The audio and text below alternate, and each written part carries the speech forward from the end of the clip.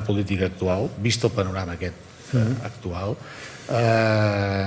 veuen alguna figura propera o assimilable a Villarroel en el panorama polític, social, cultural espanyol? És a dir, que es pugui arribar a contagiar, perquè esclar, durant la transició sí que hi va haver-hi un sector de la intel·lectualitat espanyola que veia amb una simpatia, potser només ho veia i després a l'hora de la veritat els fets van quedar com van quedar, però vull dir, veuen en aquest moment actual, si volen no contesten, si no ha de ser militar, no? Alguna persona similar... Militar cap. De militar ja no m'hi poso perquè no vaig fer ni la mili, com aquell que diu, no servia ni per presoner, però vull dir que hi podria haver-hi algun personatge, on veuen algun? És una pregunta per tots tres, si la volen contestar. Començo jo? Jo com a Villarroel, com a significat, com a personatge militar no ho puc dir, però també penso que com a mínim la nostra experiència social i política és que hi ha moltíssima gent a la resta de pobles de l'Estat que més enllà de la construcció hegemònica de l'espanyolisme mediàtic, com vulgueu, hi ha moltíssima gent. Aquí ve Diego Cañamero, que és del Sindicat dels Treballadors, i ens dona suport cada 2 per 3. El Suso del Toro ha fet articles preciosos. L'altre dia vam estar al Madrid més autònom i més rebel i ens entenen perfectament, però aspiraria que sí. El que passa que és veritat que no citaré tòpics de pla, però és veritat que a vegades costa. Però com a líders polítics em costa molt.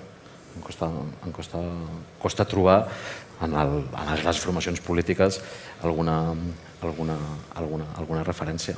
Ara, jo penso que moltes persones... Albert, veus algun personatge assimilable? No. Però per què? Perquè no em quedo una mica amb aquesta resposta. Jo sempre que vaig a Madrid o altres llocs trobo gent que no està reflectida en els mitjans de comunicació habituals. Però un personatge així és que, bueno, potser m'equivoco, si n'hi ha m'agradaria saber qui és, però tampoc crec que la cosa vagi per aquí, i preferiria pensar que no ens cal. Però... Pobrissó, tal com va acabar, és que més vol que s'estalvi, no? Però no, jo crec, a veure, és que ja, mira, jo vaig escriure, vaig començar a escriure i vaig acabar d'escriure Victus bastant abans que comencés o que passessin coses transcendentals aquí. O sigui, no volia en absolut que semblés una novel·la oportunista i que sortís. Vaig fer tot el possible perquè sortís abans del 2014 que poguéssim, perquè no... Però sí que hi ha moltes similituds, hi ha almenys paral·lelismes, però és que també hi ha coses que han canviat. O sigui... Fa 300 anys no és que fos legítim, és que era lloable resoldre els conflictes mitjançant la violència armada, perquè estava dins l'esperit d'època. I avui en dia això no és així. Aleshores, clar, en un combat de forces democràtiques això sempre afavoreix el bàndol més democràtic. Això sí que ho tenim, no? Tu imagina que li hagués passat fa 300 anys a algú que li tira una sabata a un ministre Felip V. Ara, això ens fa repensar. Jo no vaig tirar res, El que sí que hauríem de tenir clar és que la violència militar s'ha acabat, però el que tots sabem que existeix i persevera i incrementa és la violència simbòlica. I això és un fenomen que s'hauria d'estudiar des de la sociologia i l'antropologia.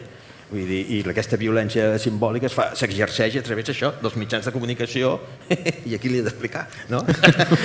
I és així, però ja és un altre marc. O sigui, penseu el que va arribar a aguantar aquesta gent fa 300 anys. Nosaltres no ho hem hagut d'aguantar ni ho haurem d'aguantar. Això s'ha acabat, això de les bombes. Però és que la xifra que surt a Victus de les bombes que van caure sobre Barcelona, que són, no sé, ara 53.228. Estan aquí documentades, no? Hi havia algú que les comptava, 3 per habitant. 3 per habitant. Clar, això, escolta'm, nosaltres l'únic que hem fet que hem d'aguantar és posar-nos una samarreta groc com pollastres i fer una mica el ridícul. D'això, aguantar 50.000 bombes, hi ha una diferència abismal, oi? Conseller.